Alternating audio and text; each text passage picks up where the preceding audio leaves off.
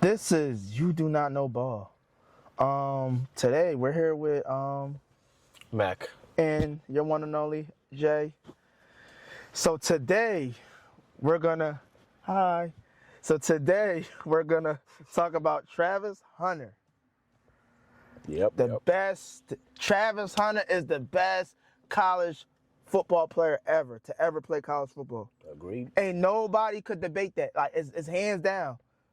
There's no player in football that's dominant at wide receiver and dominant at corner and play both ways of the ball for a whole game. Ain't nobody doing that. I know. We gonna start it off like that because a lot of people is talking about him. Oh, he can't do it in the NFL. Oh, like they told him that he couldn't do it in college. Yep. And not only did he do it in college, he dominated because in this year's draft, he's the second best. He's the second best wide receiver in the draft, and he's the second best corner in the draft. Ain't no player like is that dominant. I would even go on the run and say that, yo, I'll take Travis Hunter over Cam Ward, number one overall. I will honestly say if I was Tennessee, I'll take Travis Hunter because at a quarterback, you don't know what you're gonna get at a quarterback, but he's that dominant. Like he can cover your number one receiver. Or he could cover your number two receiver. And then he could do damage on that. So it's just like, he's one of those players where it's like, you know how people say you see every, in a decade? Yep. He's one of those players you might see in like in a century, in 100 years because. He's just that good. Yeah, and he's effective at it. Like, you got to look at his numbers. Right? He's averaging like damn nearly 20 yards a catch.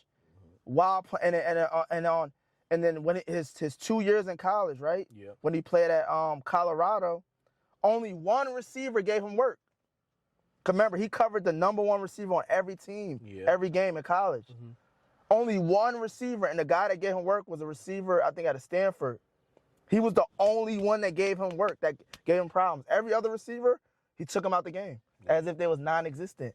He was so good at playing corner and locking down the number one receiver on every college team that he hurt a lot of receivers' draft stock. Because if they was that good, if you was ranked as the second, third, fifth best receiver in the draft, and then you only got like 3 catches for like 40 yards or some shit, like or something like that, then that's gonna hurt your draft stock. Yep. So he's the first to ever do it. And then wide receiver, he could play inside and outside, but he's the most effective in the inside, in the slot. And if you put, as a team, you can make him your number 2 receiver and put him in the slot, it's done. And then at corner, you can make him cover. Me personally, he can cover the number 1 or he can cover the number 2 receiver because a lot of NFL teams carry 2 good receivers. But if he covers the number 2 receiver, he's out the game. So when you look at it and when you break it down, it's like, he's a generational talent, and he's a player that you might not see. You might see maybe once every 100 years. And we're here to witness that. Like our grandkids might find that, but that doesn't happen like that. Yeah. And then and the thing is, what I don't understand and I don't like, a lot of people say he can't play both ways. He could damn right play both ways. It's just that you got to limit him on certain things. I would say if you don't draft him to play both ways, you're a damn fool. Yep. You don't know, you should be fired. But I think the reason why they don't do that is because they're afraid of injury. Because he's playing two different styles, so they're afraid that he might get injured. Maybe that's why they're so cautious. But I agree. So he should definitely be, Yeah, I mean, but even though they're afraid that he's going to get injured, aren't they afraid that he was going to get injured when he was in high school when he did it? True. Aren't they afraid that he was going to get injured when he played in college? True. The fact and how to solve that problem is you have to limit him on certain plays. And then you got to go to his strengths and weaknesses. Like me, I would never put him outside. If I'm playing him at receiver, he'll never be outside. You get what I'm saying? I'll play him inside because the corners are not going to be able to put their hands on him. To, you know what I mean? To jam him, to make it hard for him. it take a lot on his body. So he will always be in the slot. And in that corner, if you draft him and you got another good corner, yo, make him cover the second best receiver on the team. Yeah. You get what I'm saying? But then now if you don't have a corner, then you got to make him cover the best receiver. And the other guy got to follow him. You know what I'm saying? So you got to really be smart on how you do it. You know what I mean? If you make him a starting corner, he might only get maybe 20, 30 snaps at receiver in a game in the slot.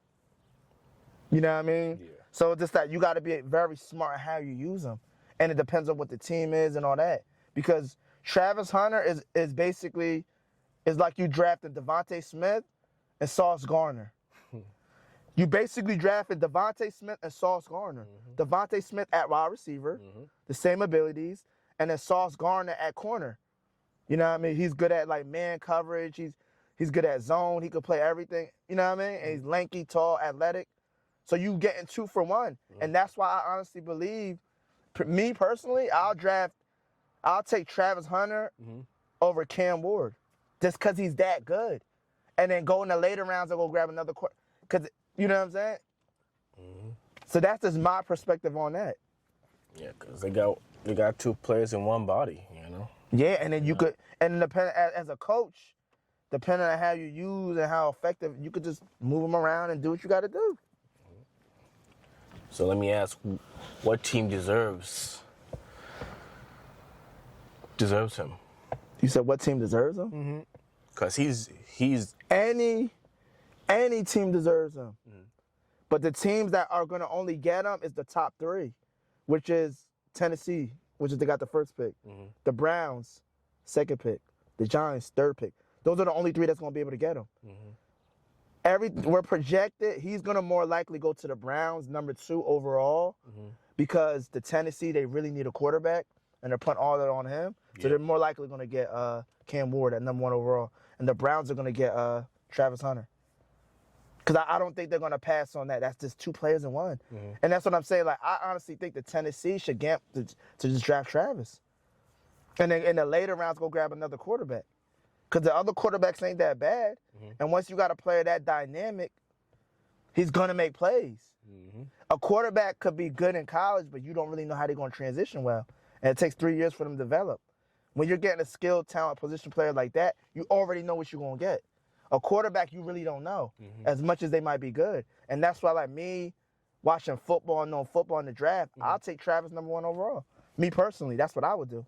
But like I said, he's that talented. He's that talented that even if you need a quarterback, which is the most important player on the team, I'll take him over that. And that's crazy, but that's a crazy right there. But at the same time, if you know his abilities and you get 2 for 1, you'll do it. So, yeah, man, Travis, I honestly think he's the best player in college football history. That's why he won the Heisman. He's that good. Like, I think he's the best player to ever play. And honestly, right now, it's almost like, yo, we want to see what he's going to do in the NFL. And I honestly think he's going to be good in the NFL because of his skill set. You know what I mean? He's that good. But, yeah, that's all I got to say. I think he's the best player to ever play college, and that's all I got to say. All right, man. All right, man, yeah. See ya. All right, okay. We'll talk later. All right, man. All right.